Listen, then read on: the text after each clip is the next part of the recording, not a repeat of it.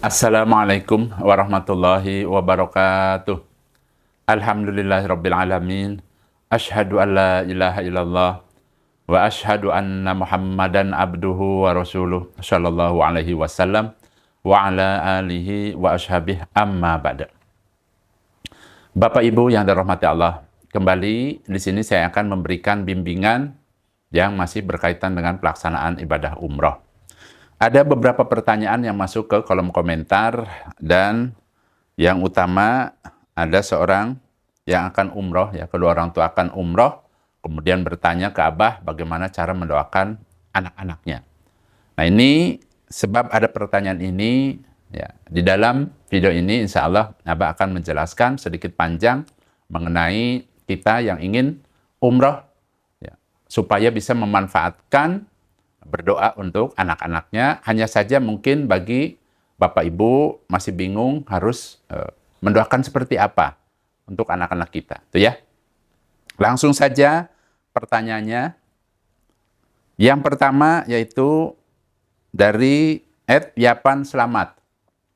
Assalamualaikum Abah Jojo. Waalaikumsalam warahmatullahi wabarakatuh.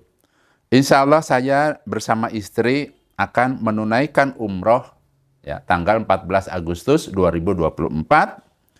Kemudian bagaimana mendoakan anak-anak untuk dimudahkan rezekinya, kemudian dimudahkan juga, ya, dalam pekerjaannya. Nah, itu diantaranya pertanyaan seperti itu. Baik, Abah akan jelaskan. Pada saat seseorang akan melaksanakan ibadah umroh, berarti orang tersebut memerlukan perjalanan yang sangat jauh dan disebut sebagai musafir. Dalam hadis dijelaskan, orang yang sedang dalam musafir itu doanya makbul. Ya. Kemudian juga, ya, dalam hadis dijelaskan, di antara doa yang mustajab atau makbul itu adalah orang tua yang mendoakan anak-anaknya. Kemudian juga, ya, orang yang teraniaya itu juga doanya mustajab atau makbul. Kemudian imam yang adil.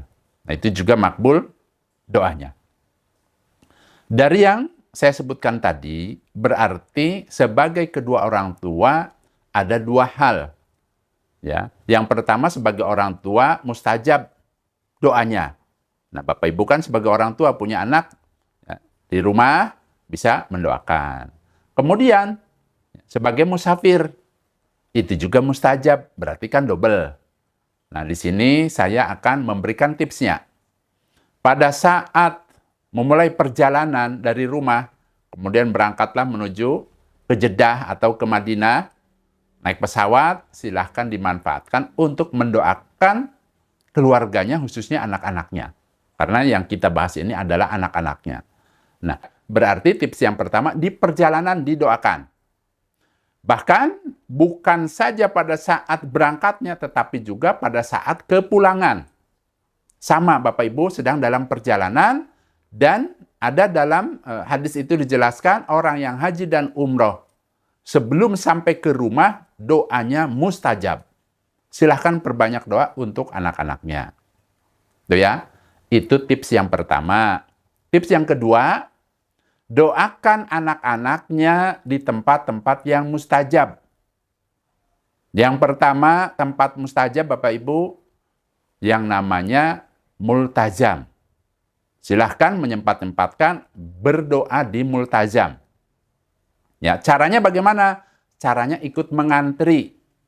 Ya, di multazam ikut mengantri, dan letaknya, lokasinya multazam itu adalah di antara pintu Ka'bah dan Hajar Aswad. Itu namanya multazam. Kurang lebih sekitar, lokasinya mungkin sekitar, ya, ada 2 meter lah. Ya, insya Allah. Silahkan ikut mengantri, kemudian kalau sudah berada tepat di multazam, silahkan tempelkan dadanya, tempelkan pipi kanannya, tempelkan lengan dan kedua telapak tangannya. Jadi, yang namanya ini telapak tangan, kemudian lengan, ini kedua-duanya tempelkan.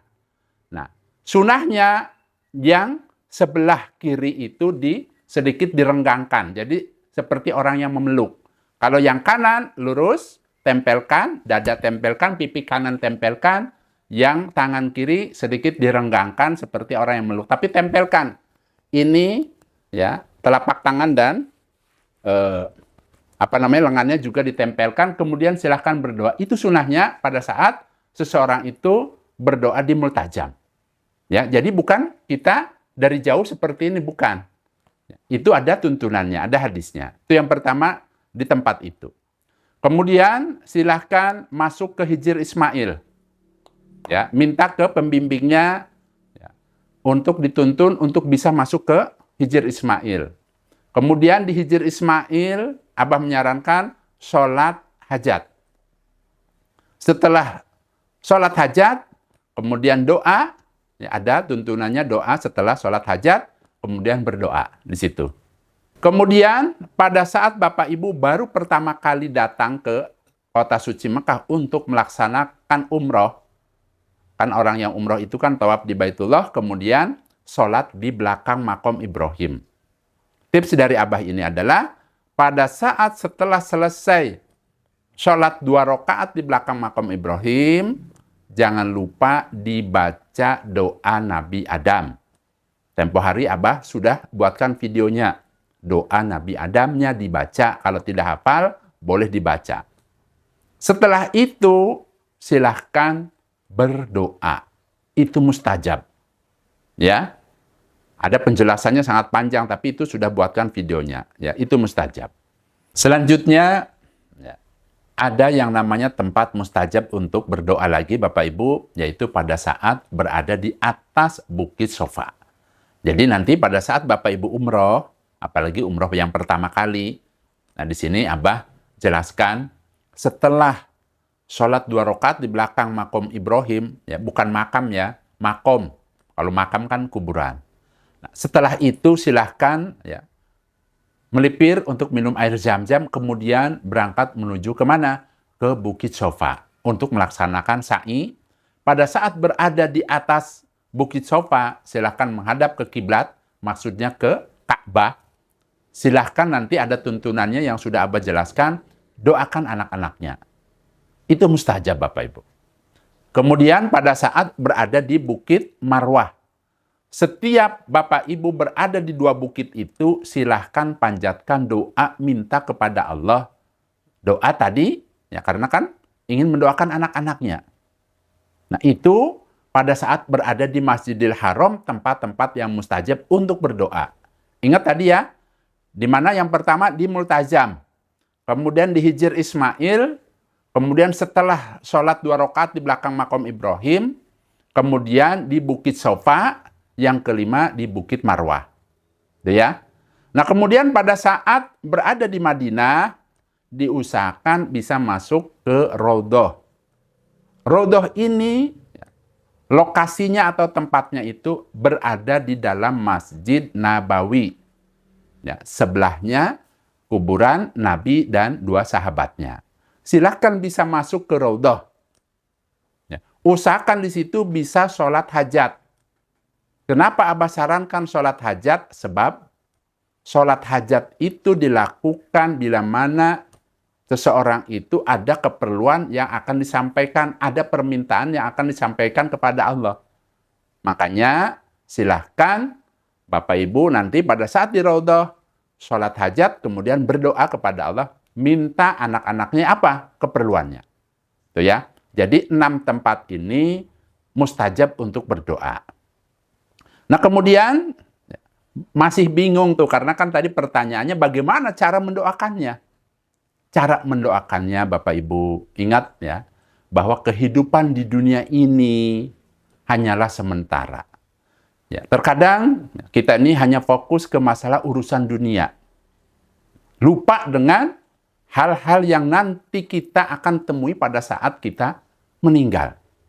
Jadi intinya hidup ini sementara, jangan lupa kita itu bukan saja mendoakan anak-anak kita sukses dunianya, tapi usahakan mendoakan agar sukses di akhiratnya.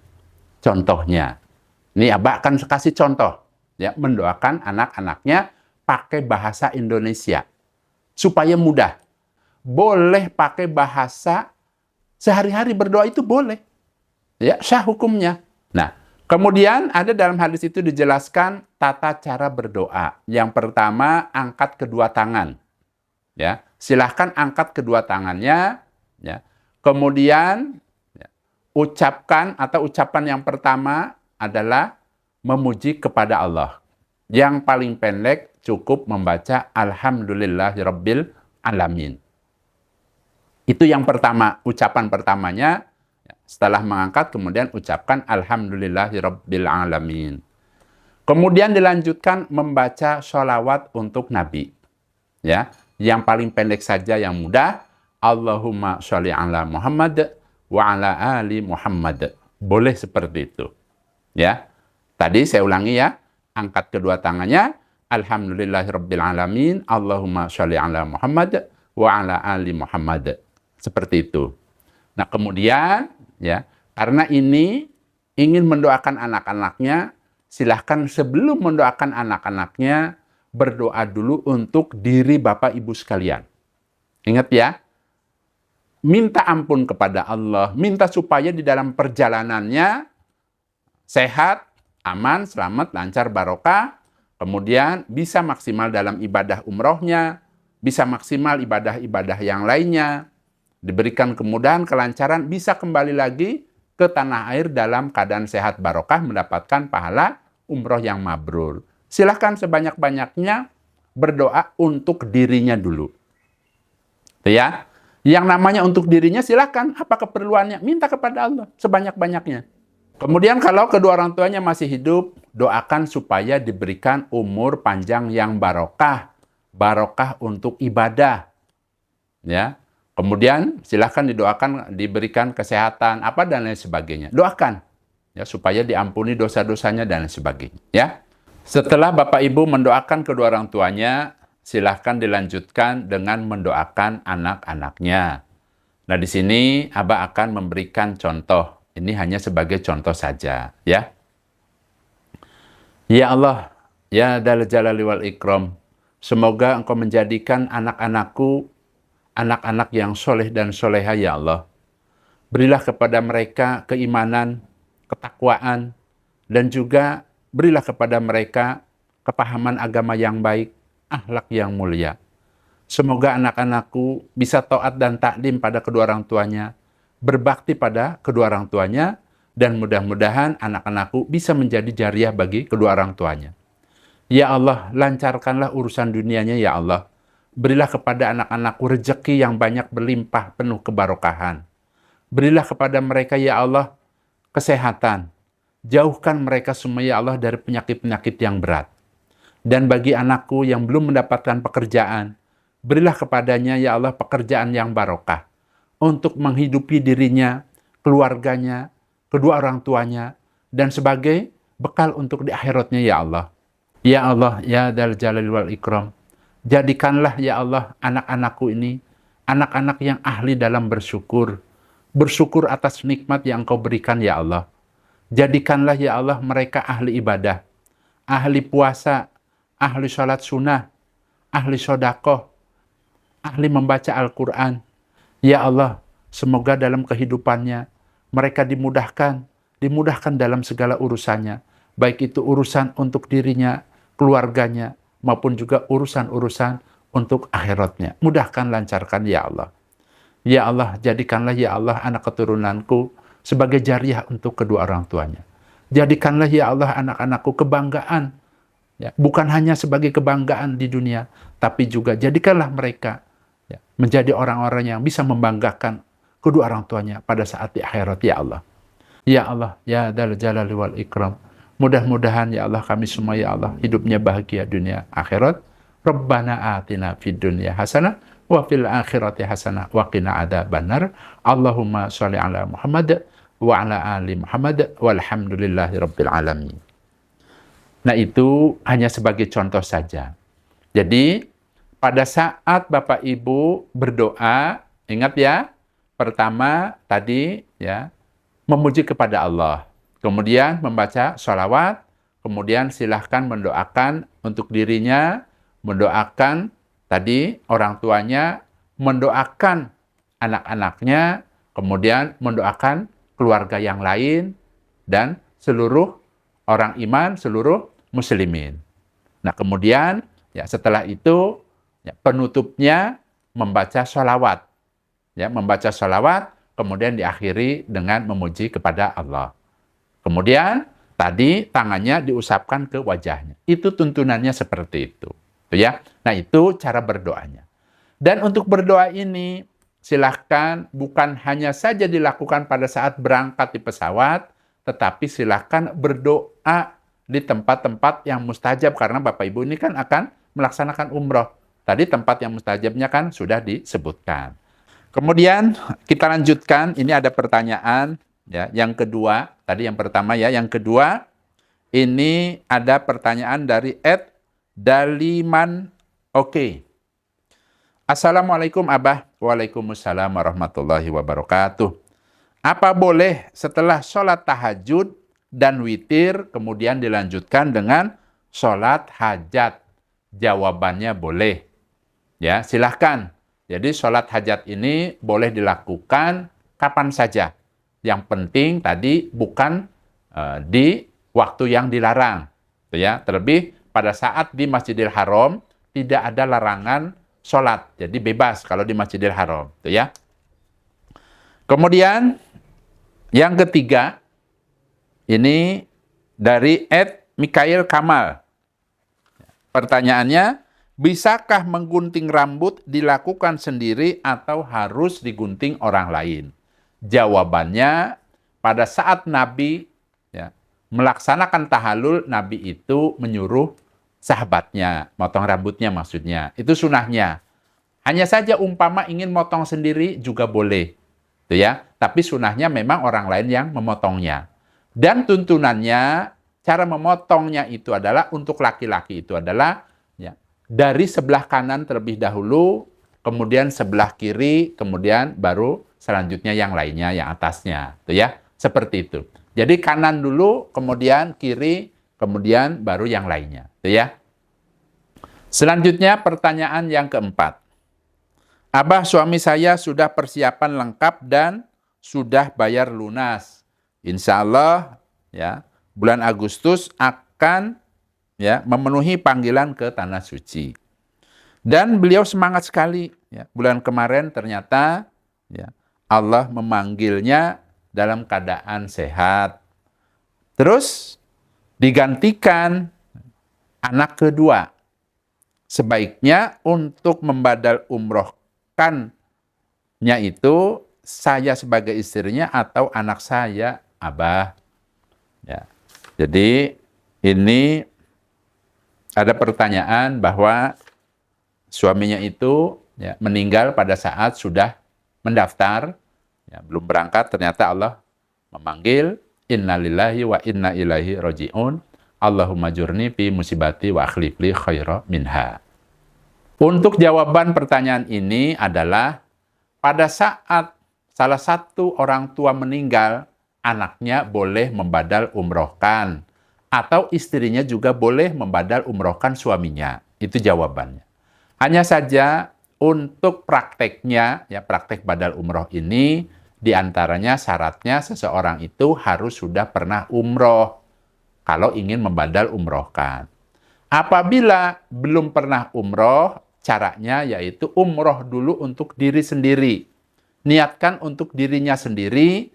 Nah, kemudian nanti setelah umroh, pada saat berada di Mekah nih, sudah umroh, kemudian besoknya barulah bisa membadal umrohkan. Ya, tadi yang meninggal. Boleh dibadal umrohkan oleh istrinya, boleh dibadal umrohkan oleh anaknya. Karena saat ini yang berangkat itu anak dan istri, boleh juga kedua-duanya membadal umrohkan yang meninggal itu, boleh. Ya, nah itu jawabannya seperti itu. Ya, satu lagi yang terakhir, ya, ini ada pertanyaan dari Ed Muhammad Anwar. Assalamualaikum. Waalaikumsalam warahmatullahi wabarakatuh.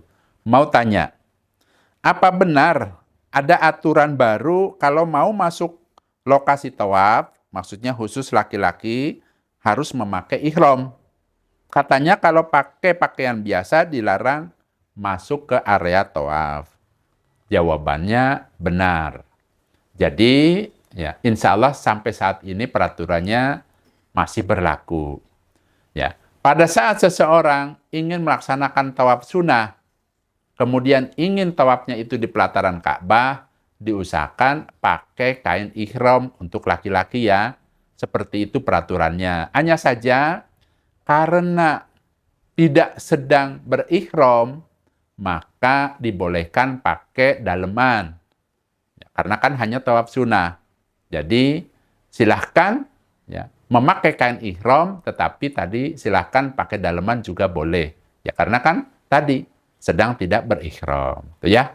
Apabila ya, nasihat-nasihat, bimbingan, umroh, bimbingan haji yang Abah sampaikan di video-video ini bermanfaat, Abah menyarankan silahkan jangan lupa untuk mengklik tulisan subscribe. Supaya apa? Supaya nanti ya, video Abah ini pada saat Abah ya, mengupload video terbaru bisa ada di HP Bapak Ibu. Tuh ya.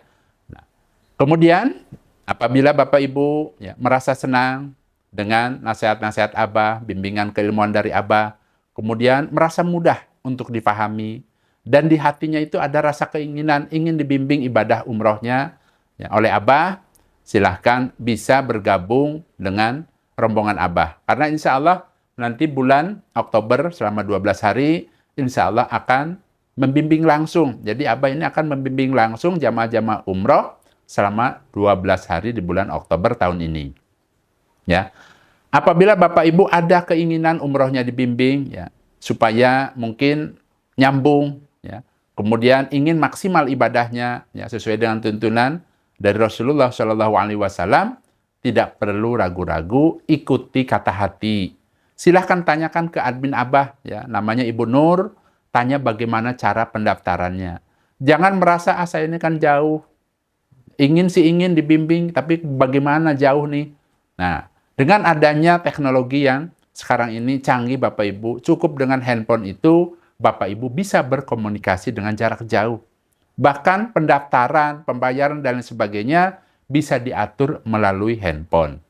Apabila Bapak Ibu menemui kesulitan, minta bantuan ke anak-anaknya, bisa berkomunikasi dengan Abah langsung, bilang ya ke admin, ingin langsung bertanya, ya pendaftarannya langsung ke Abah, itu juga boleh.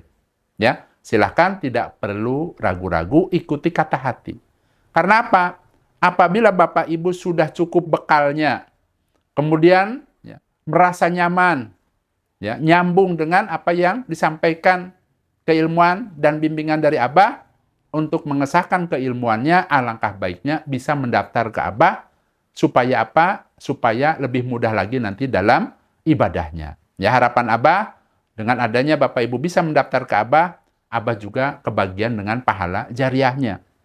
Nah, itu utamanya. Adapun tujuan Abah langsung adalah tujuannya supaya maksimal. Contohnya bagi Bapak Ibu yang baru pertama kali umroh, mungkin ingin masuk ke Hijr Ismail, tidak tahu caranya, ingin dibimbing. Nah, disinilah Abah dan istri insya Allah akan membantu, memudahkan, melancarkan ibadah Bapak Ibu. Ya, tujuannya seperti itu, ya, tidak lain adalah berharap ya, mendapatkan pahala jariah dari Allah. Nah, kemudian ya, umpama Bapak Ibu tadi ya, ingin bertanya, silakan tanyakan saja langsung ke admin Abah bagaimana cara pendaftarannya dan sebagainya. Niatkan yang kuat Bapak Ibu, ya, niatkan yang kuat, kemudian berani mendaftar. Ya. Kenapa dikatakan harus berani mendaftar? Sebab dengan cara mendaftar itulah Bapak Ibu melangkah satu langkah menuju Baitullah. Nah, itu memang seperti itu caranya. Harus berani melangkah dengan cara mendaftar. Alhamdulillah, jazakumullahu khairan. Mudah-mudahan Allah memberikan kemanfaatan dan kebarokahan. Abah pamit Bapak Ibu. Wassalamualaikum warahmatullahi wabarakatuh.